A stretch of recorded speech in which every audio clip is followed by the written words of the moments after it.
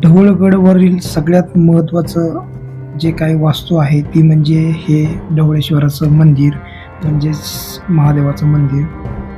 असं बोललं जातं की हे जे ढवळेश्वराचं मंदिर आहे ते आहे पांडवकालीन, म्हणजे जवळ-जवळ 1000 वर्ष होऊन गेले. हे मंदिर अजूनही तग धरून आहे.